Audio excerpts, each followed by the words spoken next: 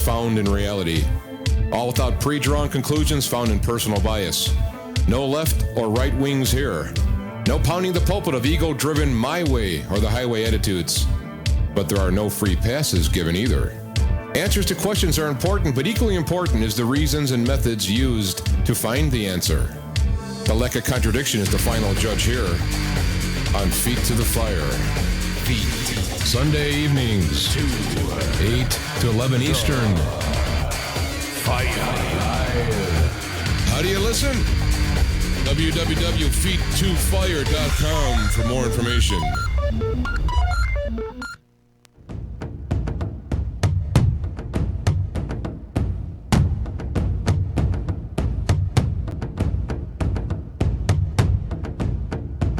The views expressed in the following show are of the host, the guest, and the callers. The content of the following show, its accuracy, authenticity, and the ramifications of the use or application of said content is the responsibility of those speaking and listening, not the broadcast medium.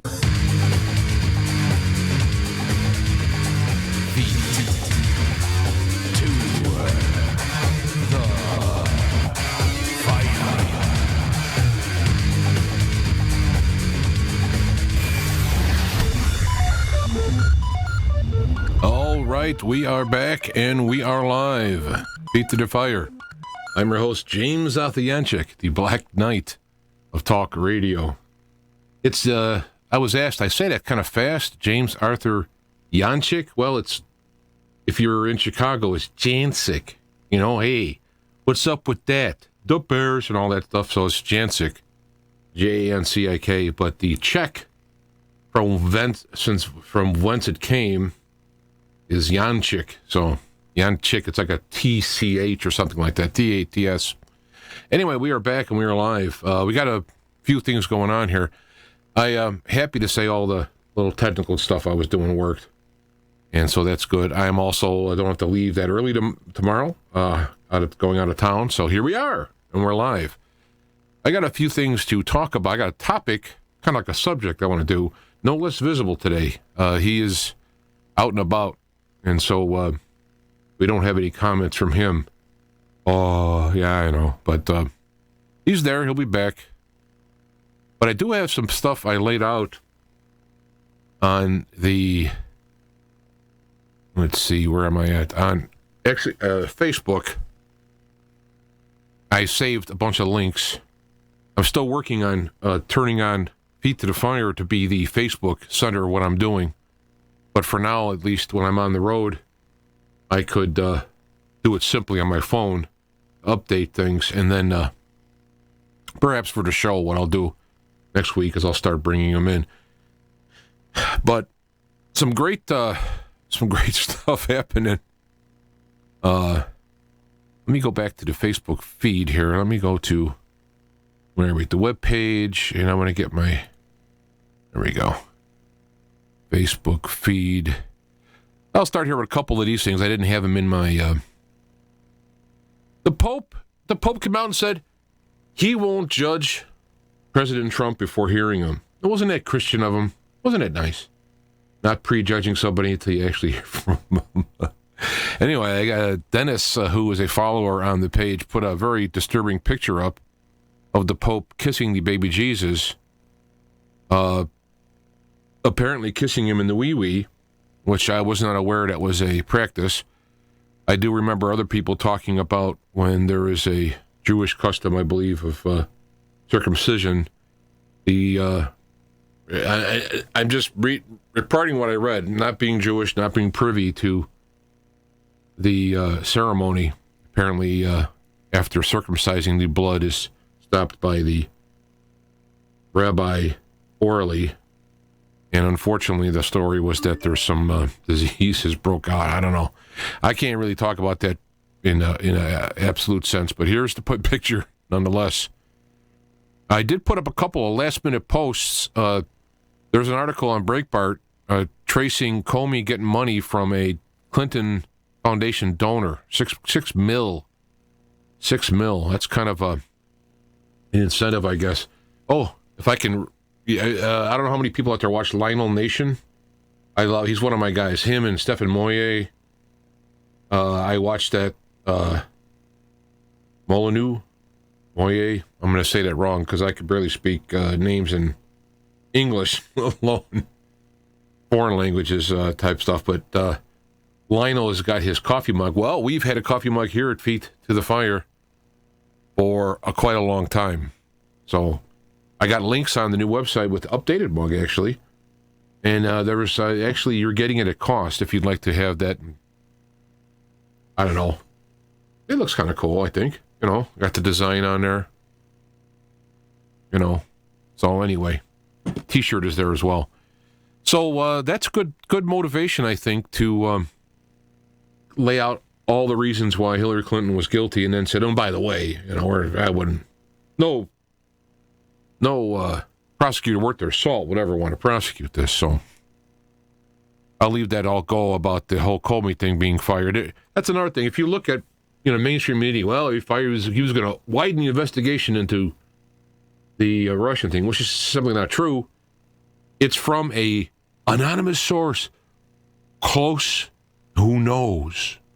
You notice those are the thing nowadays. I mean, it works both sides. It works on the alternative right and so on. But the question is going to be, when does that information actually come out true? And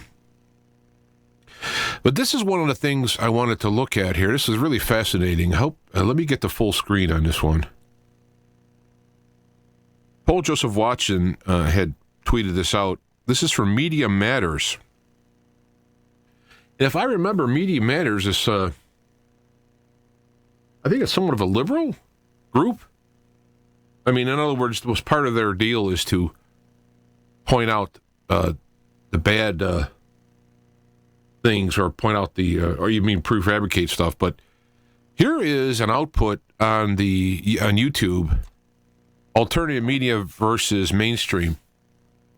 And it has the top YouTube, and I'm looking at this, I don't know if this is views or perhaps subscribers. I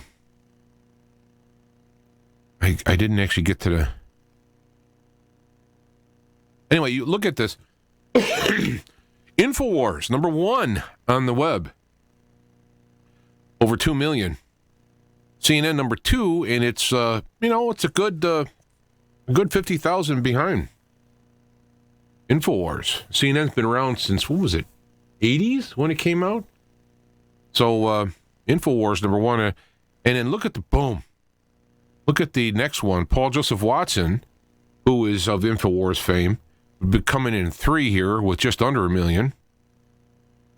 And the Rebel TV, which is about 680,000. You have Stefan Moyu. Well, I'm going to really mess it up now. Moylanu. But gosh. I'm glad I don't have to talk. I'm doing. So he's there with just under 600,000. And Milos is just under 600,000. And then we finally hit another mainstream, but it is Fox. MSN is actually almost in last. Red Ice Radio is at 107. And Lawrence Southern, who I believe was arrested in Italy for trying to prevent or bring awareness to a NGO-sponsored boat who was going to go pick up refugees. You know, the whole refugee rule is that they get in a boat and get into the waters, and then they're accepted. Now they're going to get them. That's pretty odd. But there you go. In the black and white, so to speak, to show why the mainstream is so upset about this. There's more. If you want to follow down the tweet there as to how much money's being actually spent. And so that is quite illuminating on what's going on with that. Let me get through this. All right, now this was interesting. I don't have a breakout page on this. I'll put the links up after the show. But years ago, I mean, growing up in the 60s and 70s, you had the segregation. And there were families, I remember families. Yes, thanks, Bruce. He said I would get beaten in Quebec for that pronunciation. Well, write it down in English phonetics so I can say it right there in the chat room. Hello, boiled nuts also. It was segregated, and I remember in families when somebody would date a white, would date a black, it'd be like, ooh, that'd be a bad thing, And then there would be children who would have a percentage of some race in them, and it would be a bad thing, right? So they were saying, no, it's not a bad thing to have percentage black in your DNA. And of course, it isn't. Nowadays, we it's kind of common. I don't know. Obviously, there's always going to be prejudice, but this was pretty interesting. You have a person who identifies as a black, an African American, a black person. They had their test done and found out that he's 91% European, i.e., white, and he flips out. So we have, if that isn't a swing from it was bad to have black, now it's bad to have white, and go ahead and tell me that's not racist. I wrote a little comment there that says DNA is racist, and I thought, that's kind of funny. It is, really. DNA does determine the race.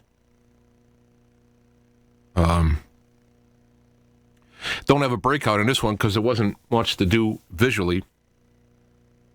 This may Molyneux. Okay, really, Molyneux. Why don't they just spell it like that? They're going to come up with these fancy AUX. I'm just kidding. Stefan Molyneux. All right. But anyway, story came out. Largest known rare earth deposits on the planet have been discovered in, wait for it, North Korea. Talk about following the money, huh? 216 million tons worth trillions of dollars have been found in 150 kilometers north of Pyongyang. Molyneux. Okay. Molyneux. Now it's starting to look a little, why is the West interested in ousting? And so far now it's starting to make sense. Before it was like, well, they really can't fly missiles over here. I mean, yeah, they could hit people locally, and that's important. China's not upset. Russia's not upset. South Korea, I can understand. Japan. But the focus that I've seen in the news is Kim is out after, talking about the United States, as opposed to the other ones. In fact, the new president of South Korea is interested in talking about getting together. So it's, I guess you would be too when you're talking about the largest rare earth deposits discovered in the planet. And, with all the technology and all whatnot coming on, these rare earth minerals are pretty expensive and rare. So there you go. Well, that might put another layer onto what's going on with the battle. Now, let me just play a little of this. I'm going to put the links in this, and I'd really like you to listen to this. I don't want to play the whole clip. I mean, frankly, I don't have Dick Morris's direct blessings, though I don't think I'd mind him playing a clip of it. He wouldn't mind me playing a clip of it. But, this big talk about the U.S., how terrible that, the Russians intervene in our elections and all, which in the clip, Dick Morris gives a lot more credit to the Russians hacking for WikiLeaks when WikiLeaks has said they didn't. And it's probably Seth Rich who paid with his life. But nonetheless, he goes through in this video, and it's a total of a 4-minute video, so it's not really long. But again, I don't want to play the whole thing. But I just want to give you a little taste of it. He goes through and talks about all the times the U.S. has overtly and militarily and in your face interfered in other countries' elections. But those emails all happened. They were all accurate. Nothing was made up. And you could argue that they probably should have seen the light of day. But please spare me this holier-than-thou attitude that this is unprecedented, it's never happened, and so on. The poster boy for intervening in other people's elections is the United States and the CIA. It began in the early 50s when Guatemala elected a leftist as president, elected a leftist. And the United States intervened, threatened military action, ran a bomber that flew low over the presidential palace, and the president was forced to resign. Then later in the decade, the Iranians elected a democratic leader, and the United States couldn't handle it because he thought he was going to nationalize the oil wells. They thought he might be pro-Soviet, pro-Russian, and the United States did everything it could to mount a coup against him and put the Shah in power. And it was the bitterness from that transaction that led to these horrible relations we now have with Iran. Later in the decade, Patrice Lumumba, a borderline communist, was elected president of the Congo, and he was assassinated in circumstances that have led many people to speculate that it was a hit by the CIA, and there's been some evidence to that effect. In the late 1970s, the Chileans elected Allende, a relatively liberal, quasi-Marxist guy, for president of Chile. The United States had earlier intervened to stop him from becoming president and succeeded in persuading the Chilean voters not to vote for him by bribing political parties and bribing the media. But then he ran a second time, actually in the early 70s, and he was elected. And Nixon and Kissinger decided they had to get rid of him. So the United States mounted a coup d'etat against him. It failed. He took office. 3 years into his term, the U.S. tried another coup d'etat. This time it succeeded, and Allende was killed. So please spare me the holier-than-thou attitude. And from personal experience, in 1996, Bill Clinton told me that he wanted Boris Yeltsin to be reelected president of Russia because the alternative was a communist candidate who really would have brought back the Cold War. And Yeltsin was very low in the polls, something like 7% approval. So I suggested to Clinton that he get Yeltsin to hire my former business partner, Dick Dresner, as his consultant. Yeltsin did, and Dresner would forward me Yeltsin's polling, and I would review it with the president each week in a private meeting at the White House. And he would pick up the hotline and tell Yeltsin where to campaign, persuade him what ad to run, persuade him what speeches to give. All right, I'll leave it there, and I'll have the link in the video, but are you hearing this? The President of the United States is on the phone with the candidate running in Russia, telling him how to run.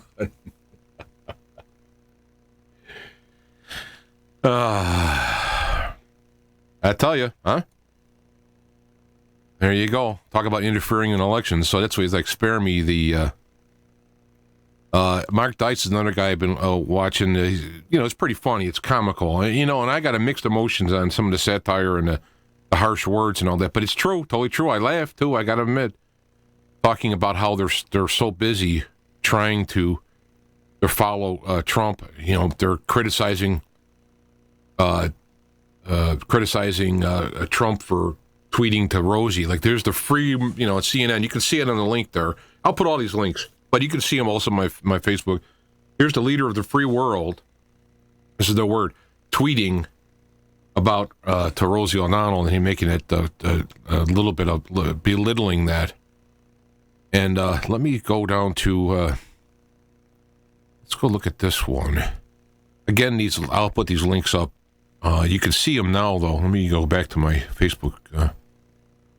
The talk about the Trump, after firing Comey, met with the Russian ambassador, and right away he's got to get his next or marching orders from Putin. This is the left, crazy left on there talking about it, and they're saying no reporters were in there. Oh my gosh, no, they're hiding. They're talking. Well, here's a statement from the actual Russian photographer. There was a U.S. photographer in there, a pool photographer, as well as a White House photographer.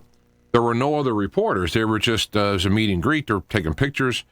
And here is an actual report from a, kind of amazed, flabbergasted Russian reporter going, what? And yet, there was nothing going on there. So let me go back to here and take my view. Oh, yeah, this is Stefan Molyneux. Molyneux. Isn't it new? I thought it was... Anyway, Stefan Molyneux. Gosh. They're making fun of me all over the world. Oh, well. But anyway, he has, and I got to go, I got this listed here. He got, I don't know where this is probably out on the web, okay? But he's got a letter that was released by Morgan Lewis, which is the tax people for Trump. And they released in this letter the entire financial interactions over the last 10 years with Donald Trump in Russia. There isn't anything except what's listed in one paragraph and the actual numbers and places and people who were there. Now, do you think Molyneux? Yeah, well, new. I saw the no part.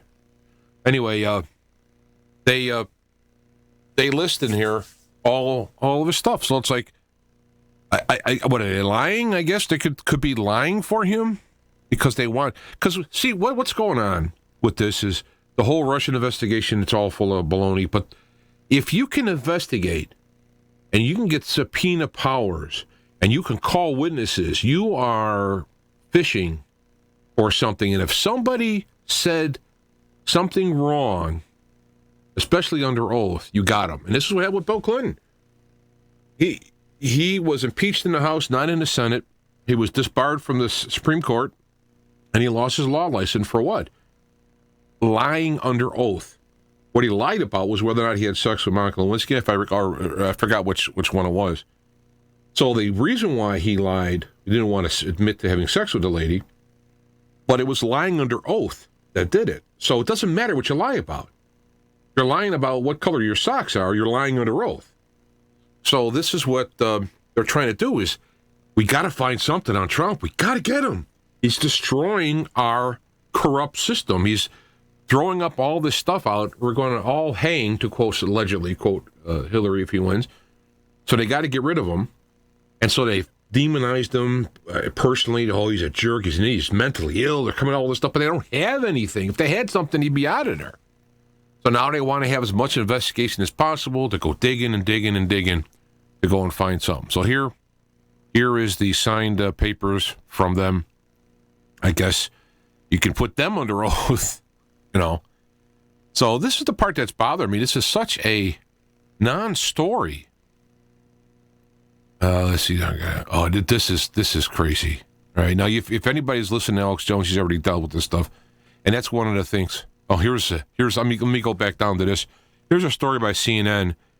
This is the story about CNN. The president gets two scoops of ice cream. Everybody else won. This is the story. This is what the news media is reporting.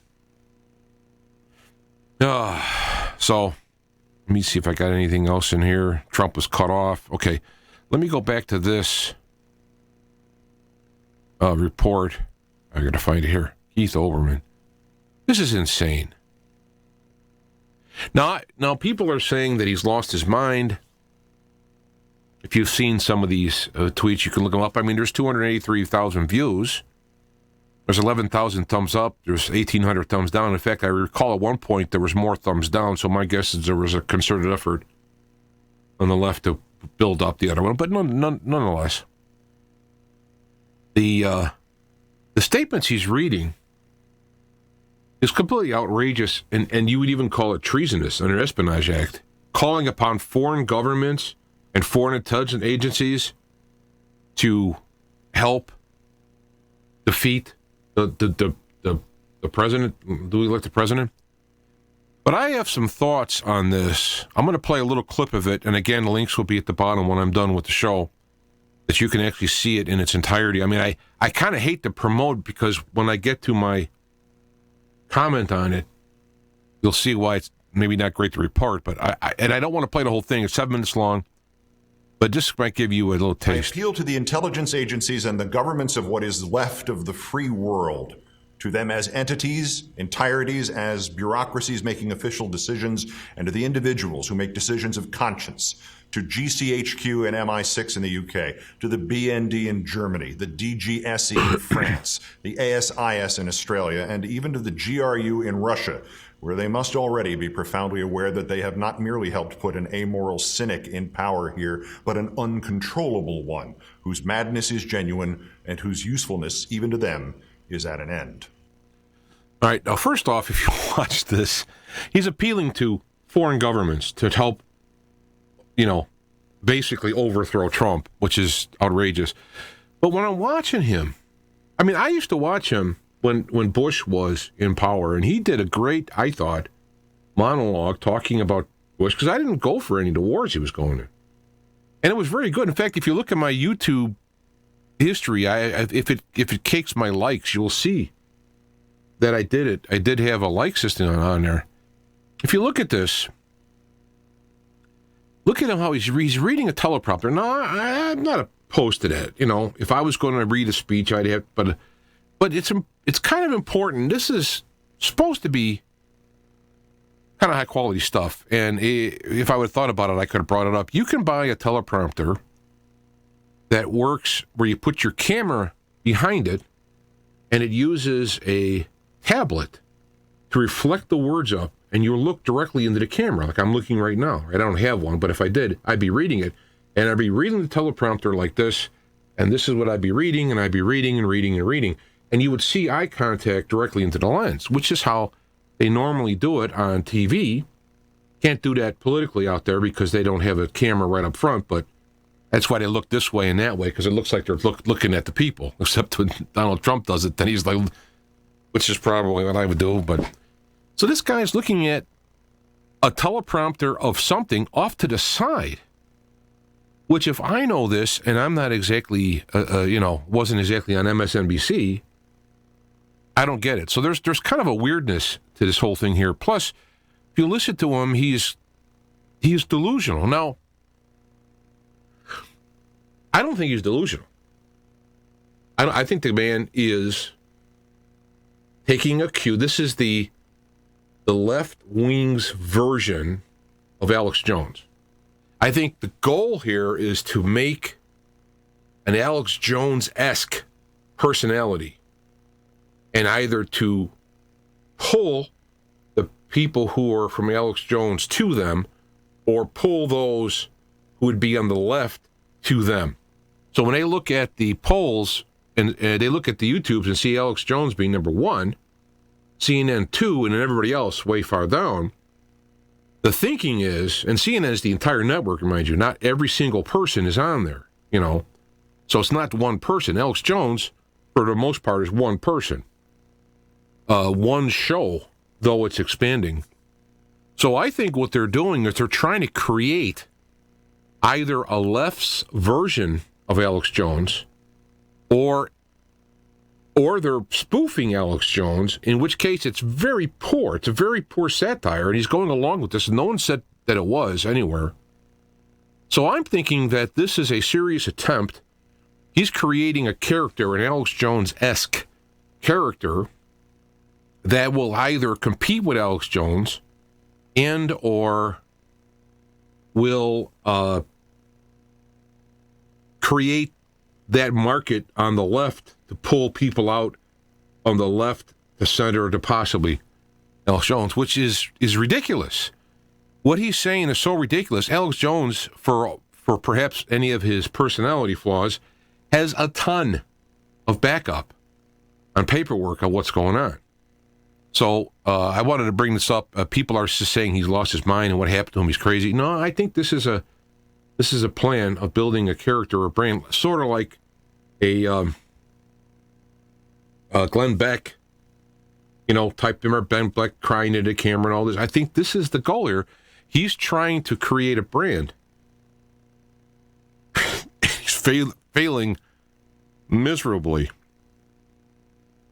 And I think that's it. I think that's what I had queued up. There's the scoop of ice cream. I mean, think about this. They're doing an interview on him having ice cream scoops. I don't even know what to say on that. But I put together on these various links. I will put the links up afterwards when they're done. Lester Holt's interview interrupts Trump 9 times. Now, here's something I would suggest if anybody who has eyes and ears to Donald Trump, who happen to be listening, watching, is what I would do if I did an interview is I would, as a prerequisite, I would have my own camera person with a static cam off to the side. Even it doesn't have to be great picture. Like this one is straight on. Have it off to the side, showing them, and record the entire interview. And then I would release the entire interview on the White House website. No edits, so that the people can go in there and see the entire interview. I would also state that on the interrupting that if you're going to ask me a question, I want to answer it. Now, Donald Trump is, you could keep it short and honest, so to speak, rather than pine on like some politicians do. But that's what I would say. You want to talk to me? Have respect. If you ask me a question, let me finish it. If you got to have a second, if you want to go back and talk about something I just said, write it down. And then go back to it. But don't cut me off. And I want the unedited reel, and I would release it to the public. In fact, somebody else wrote farther down that what he should do is have a camera follow him all the time. Now, I know there's going to be stuff that's going to be sensitive based on some material, so I don't know how good that would be. But at least in these interviews, this way you would have the ability for somebody to go in and see the raw footage, which would include any kind of banters below this. Now, I know that of course, I'm looking at his name now, and I have this curse, so I see a face. I can't say the name. George Carlin. I know George Carlin was a left individual, though he also was non-government. So I would love to see him today dealing with the government, the left at the end of Obama's. But this is a good line. It sounds like something will come out of his mouth, but the same people who sat by the last president bombing 7 countries, killing American citizens without due process, legalized mass surveillance, and racked up nearly $10 trillion in debt are now worried about the current president abusing his power. That's pretty funny stuff. Yeah. So, all right, what I'd like to go to here in my little talk is there's a lot of people out there, especially in recent days, who are doing a lot of things. Rebel Media TV, you have, of course, Alex Jones and Paul Watson, you have Stefan Molyneux, you have all these guys doing some great stuff out there. But one of the things I've noticed on these, and I don't want to say Jack Posobiec as well, and Mike Cernovich, I'm not saying that what I'm going to say does not necessarily apply to them. Don't get me wrong. I'm not criticizing at all. In fact, I follow. I'm happy with the stuff they're coming out with. But what I think I could bring to this is I like Stefan Molyneux a lot. He's very, very logical mind, very rational, reasonable, and he comes up with great analysis and historical backgrounds and so forth. I mean, just comes up with all kinds of stuff. The only thing about where he's coming from, and I'm not criticizing this, it's just something to be aware of, is he's an atheist. At least from what I can understand, he's an atheist. So in other words, his views are based on being alive and then dying and disappearing, and the generations to come are the legacy we're working for. A lot of people maybe wouldn't want to do that. They don't care about the future. They care about themselves, and there's all these arguments, and it's a very laudable thing to do, is to work forward. And I would notice that other folks are very political and so on. And if you look at my Feet to Fire page, if you go up to the top, let me see, I just go back to the webpage for a second. You notice the two people I have up there is Socrates of Athens and Jesus of Nazareth.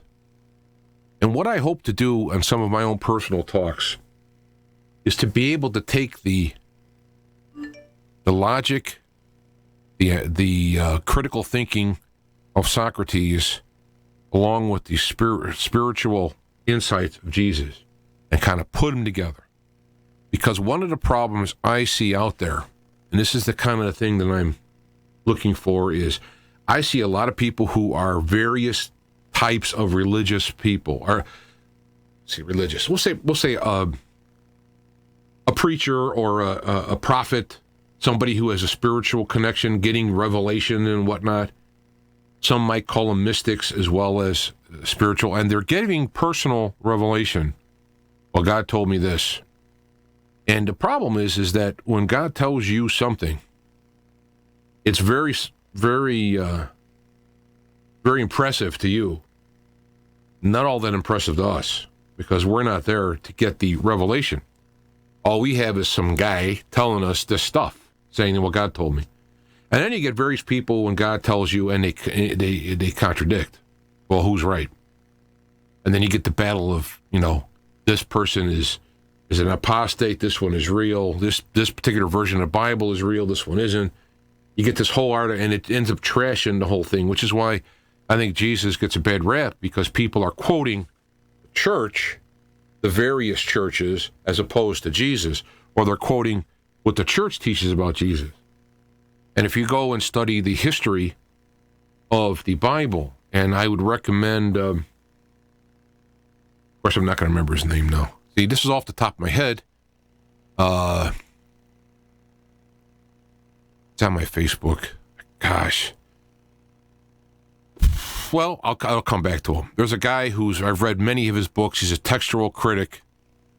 And it takes the literal science of following the actual words and text throughout history. And he takes them through and finds out the scientific trail of the text, and find out that you pick up, the King James Bible and says, well, this is the exact word of God, and isn't it? It's inspired by God, written by men. And in there's a lot of great stuff, and a lot of stuff that managed to get through in spite of man from God, so forth and so on. But then you have people who will pick and choose. And the current religion that we have, Christianity, is really started by Paul. He was the earliest letters. His letters were the first Christian books that were passed around. Back as early as, some even say, 10, 15 AD. 30, I meant like 2 years after Christ's death. So he had really invented the Christian religion. Now, the earliest versions of Christianity showed up in Alexandria, according to the texts that were found. And the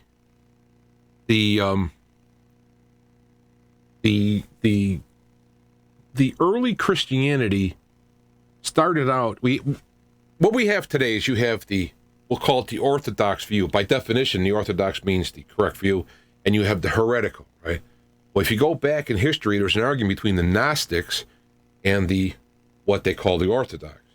And the Gnostic meaning knowledge, okay? They had this internal knowingness. They knew, they had revelation, we'll call it. And then you had the people who were more textual based. And in the arguments, political arguments, the Orthodox won, and that's who came out. And the Catholic Church has a little holdover of the Gnostics in terms of having this experienced history to go along with the written history. But primarily, we have what we do now, especially the Protestants are all looking at the text. So what you have, though, is you have the people who are looking historically at the text, textual critics. You have the people who have this personal connection with God and are getting divine revelation.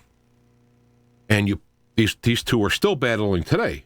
And if you see in the modern Christian church, you have like the charismatic brands of Christianity. They do have a lot of things where they have a prophet and so on. You go to the Mormons, have a prophet, the prophet. So you have this stuff, and then you have Baptists, for example, are going to be hardcore looking at the text. Of course, they only take a certain text and all this. So what's my point? The point is you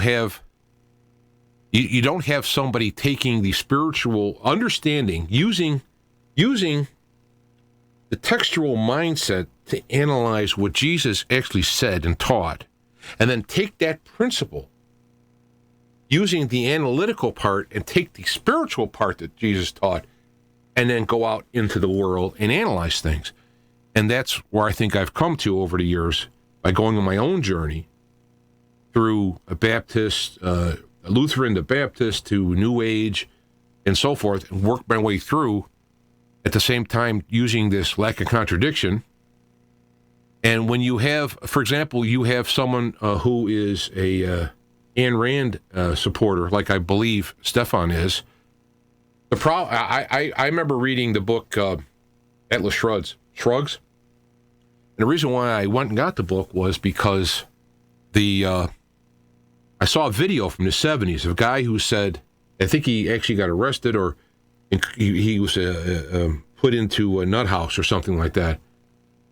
And he was saying that Atlas Shrugs is the recruitment tool of the Illuminati. I said, well, I got to read this. And what got me a little nervous at first is I agreed with a lot of it. I mean, one of my sayings on the show, lack of contradiction, leads to truth. So one of the chapters in the book, one of the sections is called lack of contradiction. I'm like, whoa, So then I start going, well, what am I? Am I some Illuminati guy here, not even realizing it? Well, anyway, when I got through the book, I started to see the problem with Ayn Rand's philosophy. It's true when they talk about the politicians, which are parasites. Absolutely true. They're out for power and so forth. They don't do anything except they talk, and they can convince people to do their stuff. They're not makers, doers, shakers, creators, and that's true. There's also the people who want to parasite off of. So you have the people who don't want to go out and work or don't want to create or don't want to do their stuff, and they can parasite off of those who do, and the government will use those. And so that's all true. We could see that happening all over. So I'm reading this book going, whoa, But then I saw the flaw, was they thought because they were the creators, that they were the innovators, it was some kind of, I want to say divine right, but they're atheist. It's some kind of, they have an authority. They have some kind of a right. So if I'm going to make a better steel, which is going to help humanity, whatever, I have a right to confiscate and take over and whatever, because those guys over there aren't doing it right or what have you. There's an inherent right for those who can do good and do better to take away from or to overrule. And that's where I got a problem, because not everybody is going to be a genius. Not everybody's going to be an innovator. It doesn't mean they're less human. Now, if they harm people, they steal from people, they suck off people, that's a problem. But it doesn't mean that if you're born into and trained in good schools and you have good breeding stock, i.e. good IQ, and you go through this training and so forth, you have it's elitism in a sense of by your performance you become elite and therefore you deserve. We laugh about actors. They're getting millions and millions and millions of dollars for acting, and it's because there's millions at stake. People pay. If people stop paying to go to movies, they'll see that go down. But as long as they'll pay, everyone gets a piece of that, and the actors can lobby a piece of it. And this is why there's a problem with unions. The unions were protect from being oppressed. That'd be one thing, but they in themselves come their own power and they become parasitic. And so the unions actually protect people from not working, to not work. And I've seen it being in a union myself. And I've also seen people get abused by the owners, owners of companies. So you see, the whole problem can be taken care of, and rather than being a Democrat, Republican, or being a unionist, or being a Ayn Randist, if there's such a thing, if you look at the world using the critical thinking skills of, say, Socrates, the unexamined life is not worth living, to quote him. examining ourselves, the unexamined life, and you use the spiritual perspective of Jesus, love your neighbors yourself, those kind of spiritual teachings, that's the spirit talking. Socrates is the logic talking. You put them together, and you have a balanced approach. You have to think and feel your way through the world.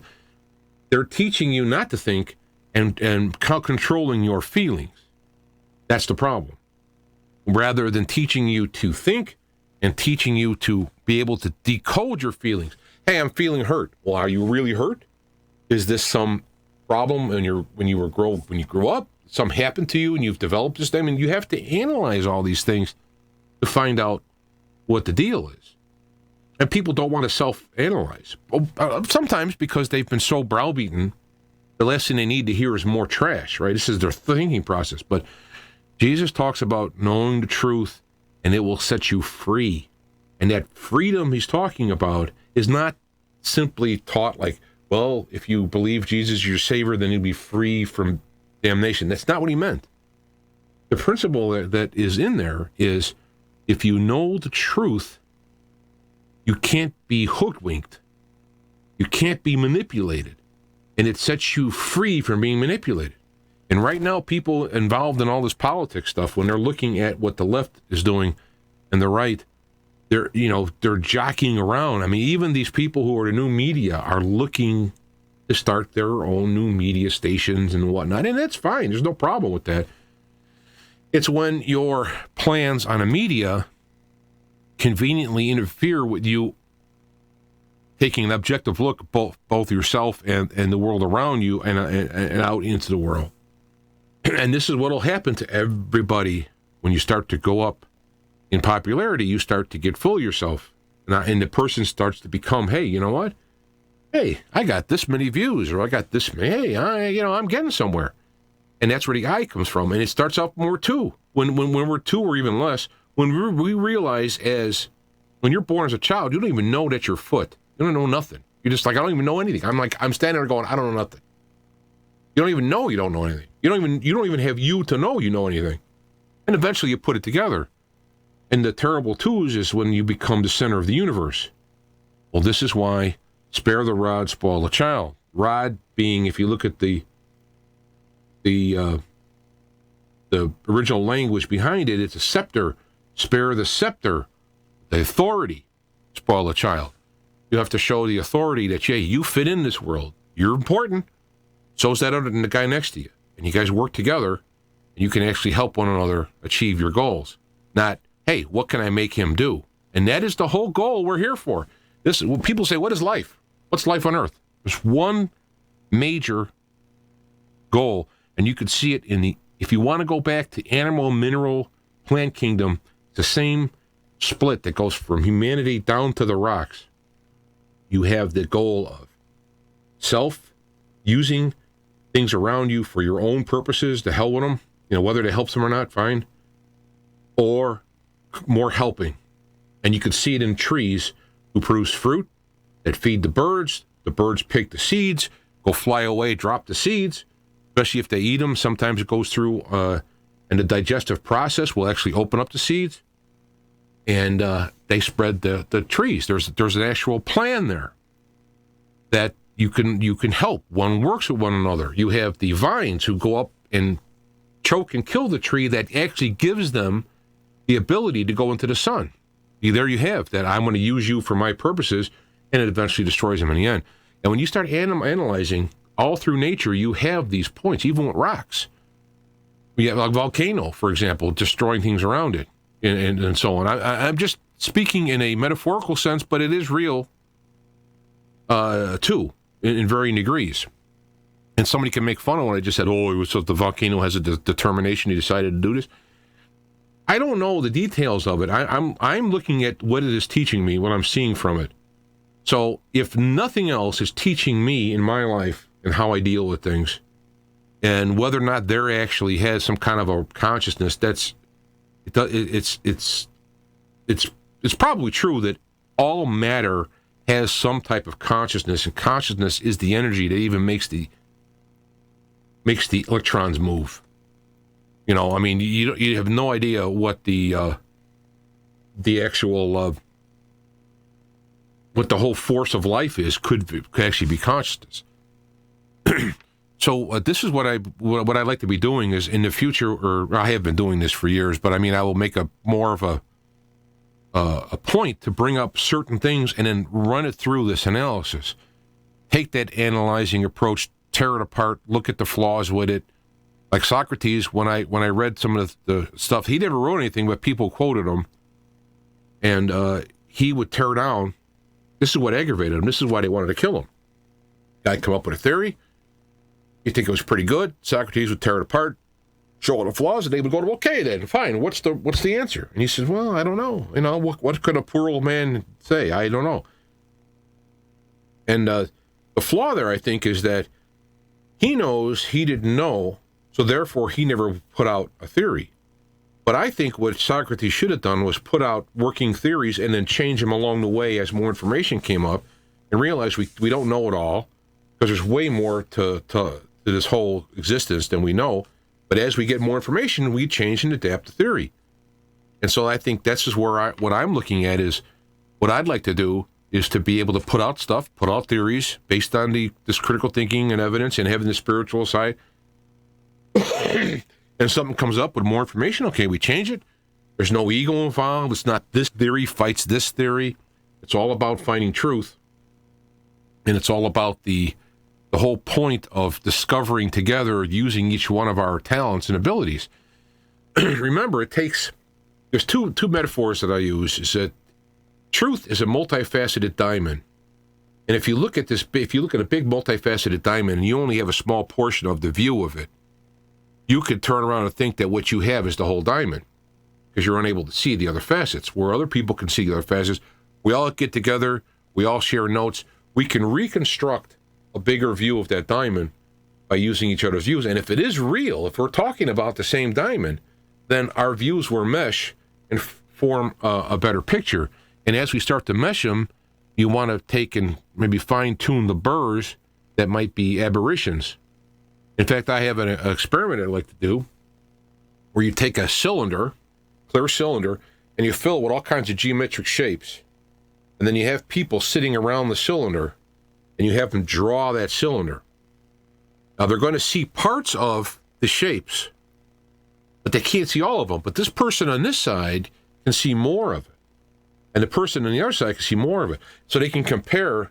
And if I put a shape in there that looks like it might be a top of a pyramid, but the bottom is really a circle or a tetrahedron or something, you can then say, oh, it's a pyramid. Oh, wait a minute. Here's a guy who sees part of the bottom part, and here's the other one with the whole bottom part, can't see the top part. And now we have the benefit by all of us seeing these various pieces, and we can sit together without actually seeing the other things. We can compare notes. We can create a three-dimensional view of it. That is an example, I think, of what we're supposed to be doing on it, on that to find truth. And so when we look and you see a Democratic point of view or a Republican point of view or an atheist point of view or a Christian or a Muslim or I don't know, agnostic point of view, you have all these points of view and how you look at the world. You have mathematicians, you have scientists, you have theoreticians. This is where you have the trouble, is that instead of working together, using truth, using the accuracy of observation, testing it in reality would be the point. This is what I try to do. You notice the first part of the show, I started talking about the problems with these particular news stories because I pointed out the flaws and the lack of contradiction and the lack of actual evidence or arguments in what they're saying. They're making a statement without anything backing up on it. So that's the kind of the goal on it. And let me see if I can look up there. When I want to know who that author is. And Facebook, it does have books, right? Don't they have more?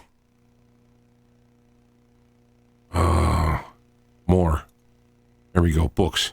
You go on Facebook more and you scroll down in the books. You'll see a whole slew of them.